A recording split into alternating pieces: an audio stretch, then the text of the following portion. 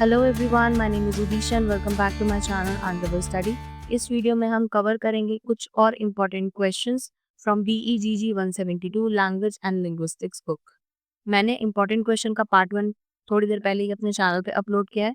अभी तक आपने वीडियो नहीं देखी है, so link is in the description below, do check it out. So without any further delay let's get started. तो फर्स्ट क्वेश्चन है हमारा, what is morpheme, explain the different type of morpheme with example. Introduction देख लेते हैं। एक morpheme language का सबसे small meaningful unit होता है। इसे और ज्यादा स्मॉल पार्ट में डिवाइड नहीं किया जा सकता बिना उसका मीनिंग बदले। वर्ड का बेस या फाउंडेशन मॉर्फीम ही होते हैं और ये ग्रामर और वर्ड फॉर्मेशन समझने में हमारी हेल्प करते हैं। तो अब देख लेते हैं मॉर्फीम के दो टाइप्स। सबसे पहले है फ्री मॉर्फीम। ये अकेला ही एक वर्ड बन सकता है, इन्हें किसी और पार्ट की जरूरत नहीं होती। For example book, run, happy, इन्हें किसी और की जरूरत नहीं है, ये अपने आप में ही एक कंप्लीट वर्ड है, एक मीनिंग कैरी करते हैं। देन उसके बाद है बाउंड मॉर्फीम। ये अकेला खुद एक वर्ड नहीं बन सकता, इन्हें किसी फ्री मॉर्फीम के साथ कनेक्ट होना पड़ता है। जैसे कि एग्जाम्पल देखें, प्रीफिक्स है आपका अन और सफिक्स है आपका ईडी। तो अन और ईडी, इसका कोई सेंस होता है? नहीं, इसका कोई मीनिंग नहीं होता। लेकिन अगर हम इसके साथ फ्री मॉर्फीम लगा दें जैसे कि हैप्पी, तो ये हो जाएगा अनहैप्पी। उसके साथ हम लगा दें ईडी के साथ वॉक, तो ये हो जाएगा वॉक्ड।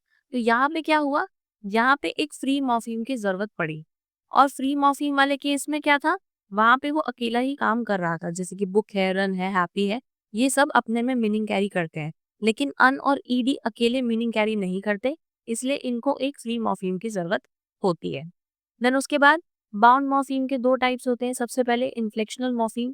ये वर्ड का ग्रामेटिकल फॉर्म जैसे कि प्लूरल, टेंस, डिग्री, ये सब बताते हैं, मीनिंग चेंज नहीं करते।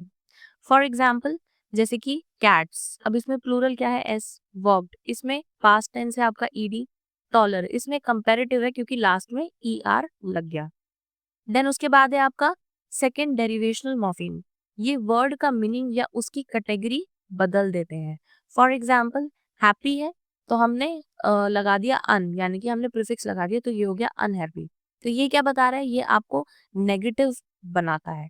देन उसके बाद आपका रीड, हमने एबल लगा दिया लास्ट में सफिक्स, तो ये क्या हो गया? रीडेबल। ये वर्ब को इसमें क्या किया? एडजेक्टिव में बना दिया इस केस में।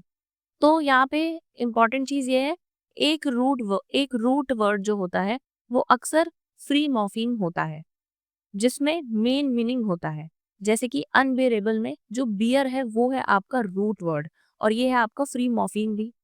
जो अन है वो क्या है और जो एबल है वो क्या है? वो दोनों बाउंड मॉर्फीम है, उन दोनों को जरूरत है किसी और की। लेकिन बियर को किसी की जरूरत नहीं है, ये है आपका रूट वर्ड और जिसे हम बोलेंगे फ्री मॉर्फीम भी। तो बियर हो गया आपका रूट वर्ड यानी कि फ्री मॉर्फीम, और अन और एबल हो गया आपका बाउंड मॉर्फीम। कंपाउंड वर्ड जैसे कि ब्लैक बोर्ड में दोनों पार्ट्स ब्लैक प्लस बोर्ड, ये दोनों ही फ्री मॉर्फीम है क्योंकि आप देखोगे एक तो ये कंपाउंड है यानी कि दो वर्ड से मिलकर बना है, और दूसरा ये दोनों अपने में ही एक एक मीनिंग कैरी करते हैं। मतलब अगर ये अलग अलग भी हैं तो ब्लैक का भी अपना एक मीनिंग है और बोर्ड का ही अपना एक मीनिंग है। देन उसके बाद देख लेते हैं कंक्लूजन। तो मॉर्फीम को समझना लैंग्वेज के स्ट्रक्चर और मीनिंग को डिकोड करने में हेल्प करता है। ये वोकैबुलरी और ग्रामर दोनों को इम्प्रूव करता है। नेक्स्ट क्वेश्चन देखते हैं, discuss the major word building processes in English. तो इंट्रोडक्शन देख लेते हैं। इंग्लिश लैंग्वेज में न्यू वर्ड्स को बनाने के लिए कई तरीके होते हैं और इन्हें हम बोलते हैं वर्ड बिल्डिंग प्रोसेसेस। ये लैंग्वेज को नए आइडियाज एक्सप्रेस करने, अडाप्ट करने और एक्सप्रेसिव बनाए रखने में हेल्प करते हैं। तो अब हम देख लेते हैं कि वो क्या क्या तरीके हैं जिससे हम न्यू वर्ड्स बना सकते हैं। सबसे पहले है आपका अफिक्सेशन। इसमें क्या होता है कि न्यू वर्ड जो है उनको बनाने के लिए हम प्रीफिक्स या फिर सफिक्स ऐड करते हैं। तो सबसे पहले इधर आपका प्रीफिक्सिंग। प्रीफिक्सिंग का मतलब वही कि किसी भी वर्ड के बिगिनिंग में ये लग जाएंगे। जैसे कि पैक है, उसके आगे आपने प्रीफिक्स लगा दिया अन, तो ये हो गया अनपैक, तो अब एक न्यू वर्ड बन गया। देन उसके बाद है सफिक्सिंग। ये क्या होते हैं? ये किसी भी वर्ड के एंड में लग जाते हैं। जैसे कि हैप्पी था तो उसके एंड में हमने लगा दिया नेस, तो ये हो गया हैप्पीनेस, तो ये आपका एक न्यू वर्ड हो गया। देन उसके बाद दूसरा तरीका होता है कंपाउंडिंग, मतलब दो अलग वर्ड्स को एक साथ जोड़कर एक नया वर्ड बनाना। जैसे कि ब्लैक बोर्ड, अब ब्लैक जो है ये भी नाउन है और बोर्ड जो है ये भी नाउन है, तो इन दोनों को हमने मिलाया तो ये बन गया ब्लैक बोर्ड। देन उसके बाद है डार्क रूम। इसमें जो डार्क है वो है आपका एडजेक्टिव और रूम जो है वो है आपका नाउन। देन उसके बाद है आपका वॉशरूम। इसमें आपका वॉच जो है वो है वर्ब और आपका रूम जो है वो है नाउन। एंड उसके बाद एक और तरीका होता है कन्वर्जन। कन्वर्जन क्या होता है? वर्ड का फॉर्म बदल जाता है बिना कोई एक्स्ट्रा मॉर्फीम ऐड किए। जैसे कि यहाँ पे ईमेल जो था वो पहले था आपका नाउन, लेकिन हमने इसमें लगा दिया टू, तो ये हो गया टू ईमेल समवन। तो यहाँ पे एक एक्शन की बात हो रही है, तो जब टू लगा दिया तो ये आपका वर्ब बन जाता है। तो यहाँ पे फॉर्म बदल गया, राइट?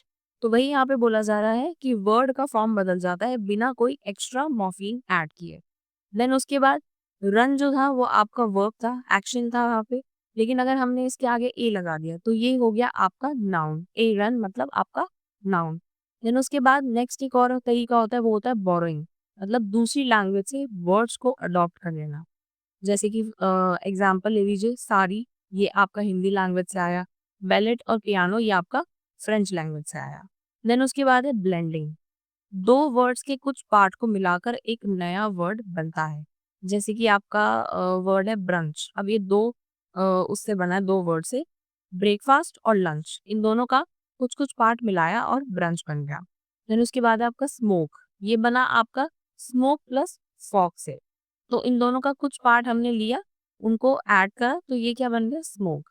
देन उसके बाद है आपका क्लिपिंग, ये एक बड़े वर्ड का छोटा फॉर्म बनाया जाता है। जैसे कि फॉर एग्जाम्पल एग्जामिनेशन है, अब इसका हमने एक छोटा फॉर्म क्या बना दिया इसी में से? एग्जाम। टेलीफोन है, तो इसमें हमने एक छोटा वर्ड क्या बना दिया? फोन।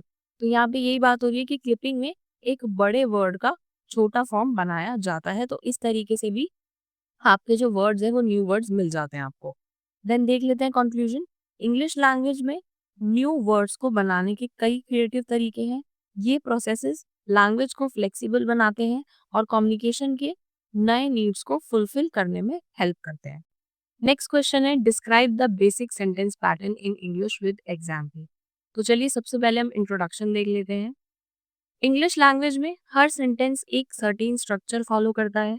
इस स्ट्रक्चर में कुछ इंपॉर्टेंट एलिमेंट्स होते हैं, जैसे कि सब्जेक्ट हो गया आपका, ऑब्जेक्ट हो गया, वर्ब हो गया, कॉम्प्लीमेंट हो गया, एडजेंक्ट हो गया। इन्हीं एलिमेंट्स के कॉम्बिनेशन से सेंटेंस के अलग अलग बेसिक पैटर्न बनते हैं। ये पैटर्न्स लर्नर को हेल्प करते हैं करेक्ट और मीनिंगफुल सेंटेंस बनाना सीखने में। एंड इंग्लिश में 7 बेसिक सेंटेंस पैटर्न होते हैं, ये हमने यूनिट में भी डिस्कस किया था, फिर से कर रहे हैं। तो पहला पैटर्न है आपका सब्जेक्ट प्लस वर्ब। इसमें से सब्जेक्ट और वर्ब्स जो है उससे सेंटेंस बना होता है। For example, birds fly, the girl laughed, यहाँ दोनों ही सेंटेंसेस में आपके पास सिर्फ सब्जेक्ट और वर्ब है। देन उसके बाद है आपका second pattern, subject plus verb plus adjunct. इसमें एक एडिशनल इंफॉर्मेशन होती है जिसे हम एडजंक्ट कहते हैं। For example, the director is in the office, तो यहाँ पे बताया जा रहा है कि डायरेक्टर कहाँ पे है? ऑफिस में। तो ये आपकी एडिशनल इंफॉर्मेशन है। माई पेरेंट्स वर अपस्टेयर, यहाँ पे बताया जा रहा है कि पेरेंट्स कहाँ पर है? अपस्टेयर पे। तो अपस्टेयर क्या है? ये आपकी एडिशनल इंफॉर्मेशन है जिसे हम एडजंक्ट कहते हैं। देन उसके बाद थर्ड पैटर्न है आपका subject plus verb plus complement. यहाँ कॉम्प्लीमेंट सब्जेक्ट के बारे में एक्स्ट्रा इंफॉर्मेशन देता है। For example, Suresh is a teacher, तो सुरेश जो है वो सब्जेक्ट है, अब उसके बारे में एक्स्ट्रा इंफॉर्मेशन दे रहा है कि वो टीचर है, तो ये क्या है आपका? कॉम्प्लीमेंट। देन उसके बाद है हर फेस टर्न रेड, तो यहाँ पे रेड जो है वो आपका हुआ कॉम्प्लीमेंट, क्योंकि वो बता रहा है कि उसका फेस जो था वो रेड पड़ गया था, तो सब्जेक्ट के बारे में इंफॉर्मेशन दी जा रही है। नेक्स्ट पैटर्न है आपका subject plus verb plus object. यहाँ पे वर्ब का डायरेक्ट ऑब्जेक्ट होता है। For example, the car hit the truck, तो यहाँ पे क्या हुआ? किसने हिट करा? कार ने ट्रक को हिट कर दिया। तो यहाँ पे आप देख रहे हो ना कि वर्ब जो है उसका डायरेक्ट इम्पैक्ट हो रहा है ऑब्जेक्ट के ऊपर। वर्ब यानी कि हिट, किसको हिट करा? ट्रक को, तो डायरेक्ट इम्पैक्ट दिखा रहा है। देन उसके बाद है ही ड्रॉप्स द बॉल, तो ड्रॉप्स क्या है आपका? वर्ब। ड्रॉप किया किसे? बॉल को, तो यहाँ पे भी डायरेक्ट जो है आपका ऑब्जेक्ट दिखा रहा है, इम्पैक्ट दिखा रहा है वर्ब का ऑब्जेक्ट के ऊपर। देन नेक्स्ट है आपका subject plus verb plus object plus adjunct. ये पैटर्न ऑब्जेक्ट के बाद एक एक्स्ट्रा इंफॉर्मेशन देता है एडजंक्ट के फॉर्म में। जैसे कि she put the book on the shelf, तो यहाँ पे ऑन द शेल्फ जो है वो एडजंक्ट है, क्योंकि ये ऑब्जेक्ट के बाद आपको एक्स्ट्रा इंफॉर्मेशन दे रहा है। I left my keys at home, तो एट होम क्या है यहाँ पे? आपका एडजंक्ट, क्योंकि ये आपको ऑब्जेक्ट के बाद एक्स्ट्रा इंफॉर्मेशन दे रहा है। नेक्स्ट पैटर्न है subject plus verb plus object plus complement. यहाँ ऑब्जेक्ट के बारे में एक्स्ट्रा इंफॉर्मेशन दी जाती है as complement. For example they elected her the chairperson. तो यहाँ पे हर जो है वो आपका ऑब्जेक्ट है। अब उसे जो है वो चेयरपर्सन के रूप में जो है वो इलेक्ट किया गया। तो यहाँ पे ऑब्जेक्ट के बारे में एक्स्ट्रा इंफॉर्मेशन दी जा रही है। देन उसके बाद है the news made her very sad. तो यहाँ पे हर जो है वो आपका ऑब्जेक्ट है और उसने उसको जो है सैड फील हो रहा है किसकी वजह से, एक न्यूज की वजह से। तो यहाँ पे ऑब्जेक्ट के बारे में एक एक्स्ट्रा इंफॉर्मेशन दी जा रही है जिसे हम बोल रहे हैं कॉम्प्लीमेंट। देन आपका नेक्स्ट पैटर्न है subject plus verb plus object plus object. यहाँ पे दो ऑब्जेक्ट्स होते हैं, एक डायरेक्ट और एक indirect. For example she sends me some flower. यहाँ पे जो सम फ्लावर है वो आपका डायरेक्ट ऑब्जेक्ट है और मी आपका इनडायरेक्ट है। देन उसके बाद है the office will send you a formal invitation. Formal invitation आपका डायरेक्ट ऑब्जेक्ट है और यू जो है आपका इनडायरेक्ट ऑब्जेक्ट है। तो कंक्लूजन देख लेते हैं। ये 7 सेंटेंस पैटर्न्स इंग्लिश ग्रामर की फाउंडेशन बनाते हैं। इन पैटर्न को समझने से हम ग्रामेटिकली करेक्ट और क्लियर सेंटेंसेस लिख सकते हैं। चाहे हम सेंटेंस को ऑप्शनल एलिमेंट से एक्सटेंड करें, उनका जो बेस स्ट्रक्चर है वो इन्हीं पैटर्न में से एक होता है। नेक्स्ट क्वेश्चन है describe the structure and component of a verb phrase. तो इंट्रोडक्शन देख लेते हैं। वर्ब फ्रेज एक सेंटेंस के प्रेडिकेट का कोर पार्ट होता है। इसमें मेन वर्ब होता है और साथ ही कुछ ऑक्सिलरी वर्ब्स भी होते हैं जो टेंस, एस्पेक्ट, मॉडलिटी और वॉइस दिखाते हैं। वर्ब फ्रेज एक्शन, स्टेट या इवेंट को एक्सप्रेस करता है और ये भी बताता है कि वो कैसे और कब होता है। तो एक वर्ब फ्रेज के दो असेंशियल यानी कि ऑब्लिगेटरी कंपोनेंट्स होते हैं। सबसे पहले मेन वर्ब और दूसरा होता है टेंस, जिसमें आपका आ जाता है प्रेजेंट और पास्ट टेंस। इसके अलावा कुछ ऑप्शनल कंपोनेंट्स भी होते हैं जैसे कि मॉडल ऑक्सिलरीज। आपका इसमें आ गया कैन, कुड, मे, शुड, आपका विल। देन उसके बाद आपका होता है परफेक्ट एस्पेक्ट जिसमें आपका have plus ED E N यानी कि have plus past participle. Then उसके बाद आपका प्रोग्रेसिव एस्पेक्ट होता है जिसमें बी प्लस आईएनजी होता है।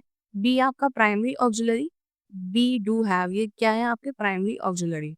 देन बी में आपका is am are, was, were, being, ये सब आ जाता है। देन उसके बाद है आपका पैसिव वॉइस जिसमें be plus ED E N होता है। देन कुछ एग्जाम्पल हैं इनके बेसिस पे जैसे कि she walks, he can sing, she has arrived, we are working, this song was sung, she has been singing, he may have been injured। Next आपका structure देख लेते हैं वर्ब फ्रेज का। तो वर्ब फ्रेज का स्ट्रक्चर कुछ इस तरह होता है जैसे कि टेंस, देन उसके बाद मॉडल, उसके बाद परफेक्टिव, उसके बाद प्रोग्रेसिव, उसके बाद पैसिव और लास्ट में आपका आता है मेन वर्ब। हर एलिमेंट का अपना एक रोल होता है जैसे कि टेंस ये बताता है कि एक्शन कब हो रहा है, प्रेजेंट में, पास्ट में। देन उसके बाद मॉडल्स जो आपको पॉसिबिलिटी दिखाते हैं, एबिलिटी दिखाते हैं, परमिशन दिखाते हैं, ऑब्लिगेशन दिखाते हैं। देन उसके बाद है आपका परफेक्ट, ये कंप्लीटेड एक्शन दिखाता है। देन प्रोग्रेसिव, ये आपका ऑन गोइंग एक्शन दिखाता है, मतलब काम अभी चल रहा है। देन उसके बाद है आपका पैसिव, ये एक्शन पे फोकस करता है ना कि डियोर पे। मतलब एक्टिव सेंटेंस में क्या होता है वो आपके सब्जेक्ट पे यानी कि डियोर पे फोकस करते हैं और पैसिव वॉइस में क्या होता है एक्शन पे फोकस होता है, डियोर पे नहीं होता। तो देख लेते हैं कंक्लूजन।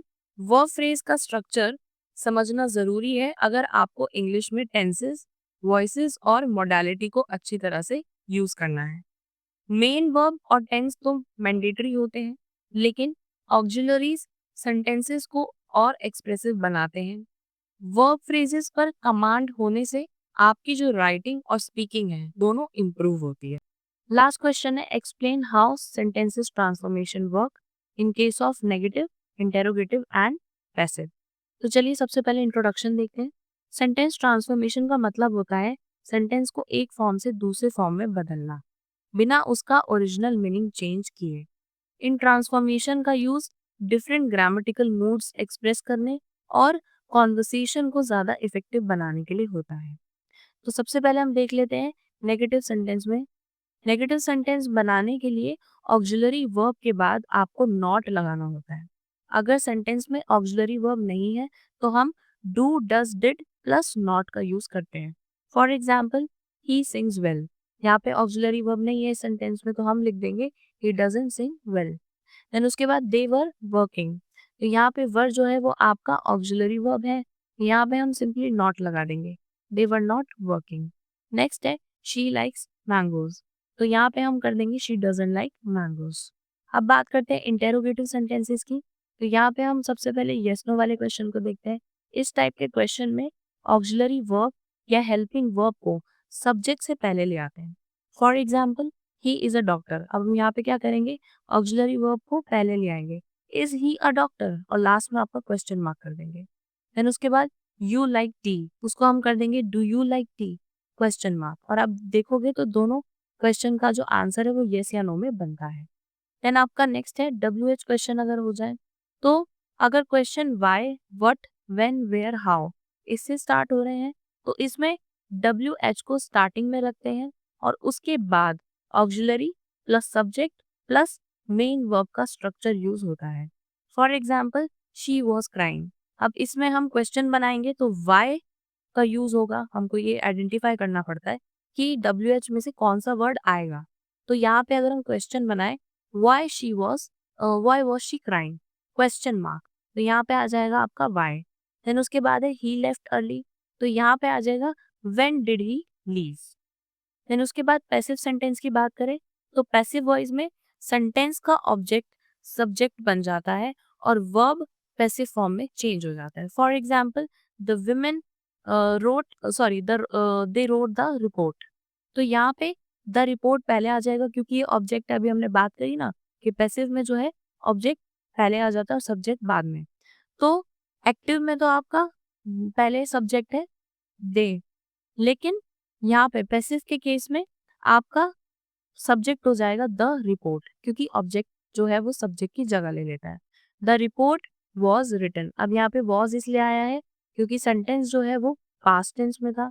देन उसके बाद रिटन इसलिए आया है क्योंकि पैसिव वॉइस में हम चेंज करते हैं किसी भी सेंटेंस को, चाहे वो प्रेजेंट का हो, पास्ट का हो, फ्यूचर का भी हो और इसमें कॉन्टिन्यूअस हो या फिर परफेक्ट हो।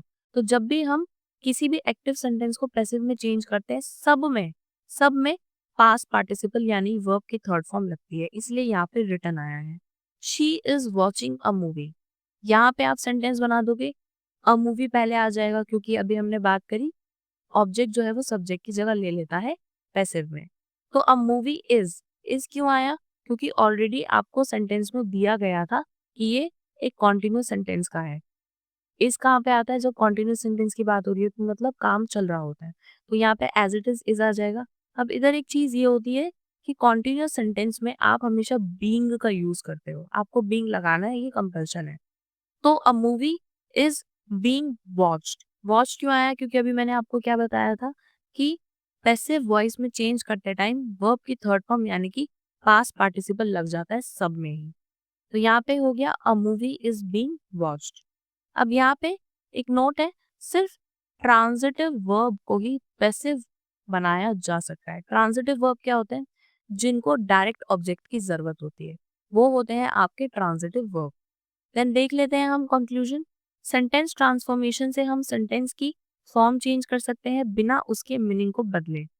इससे हमें क्लैरिटी मिलती है और हम अपने सेंटेंसेस को कॉन्टेक्स्ट के अकॉर्डिंग अडेप्ट कर सकते हैं, चाहे फिर वो स्पीकिंग में हो या फिर राइटिंग में। तो ये थे कुछ ब्लॉक 3 और 4 के इम्पोर्टेंट क्वेश्चंस। अब आपको एक बात ध्यान रखनी है, अगर ब्लॉक 3 और 4 के यूनिट में से कोई क्वेश्चन आता है तो यहाँ पे आपको पेजेस भरने में ध्यान नहीं देना, क्योंकि इस ब्लॉक में क्या है, मॉर्फीम हो गए, वर्ब हो गए, नाउन हो गए, सेंटेंस फॉर्मेशन हो गया, तो यहाँ पे आपको क्वालिटी पे ध्यान रखना है। अब वर्ब में, नाउन में, इसमें जो पॉइंट्स हैं, अब उसमें आप पेजेस भर के नहीं आ सकते हो, आपको अप टू द पॉइंट ही चीज़ें लिखनी पड़ेगी क्योंकि यहाँ पे आपके ग्रामर का यूज हो रहा है इसीलिए। तो यहाँ पे आपको क्वालिटी पे ध्यान देना है, कंटेंट भरने पे ध्यान नहीं देना है। दूसरा, ये जो क्वेश्चन है आपके 10 मार्क्स में भी आ सकते हैं और 20 मार्क्स में भी आ सकते हैं, तो आपको इस बात का ध्यान रखना है कि आपको रेलिवेंट एग्जाम्पल डाल देने हैं अगर 20 में आता है तो, और 10 में आता है तो आप कंटेंट जो है अपने हिसाब से शॉर्ट कर सकते हो। तो all the best for your exam. Thanks for watching, bye bye. और अगर आपको ये वीडियो पसंद आई हो तो प्लीज़ इसे लाइक, शेयर एंड सब्सक्राइब ज़रूर कर दीजिएगा। मेरी बहुत मेहनत लगी है इन वीडियोज़ में, क्योंकि मैं बहुत शॉर्ट नोट पे आपको ये वीडियोज़ प्रोवाइड करा रही हूँ। So please like, share and subscribe to my channel. Thanks for watching, bye bye.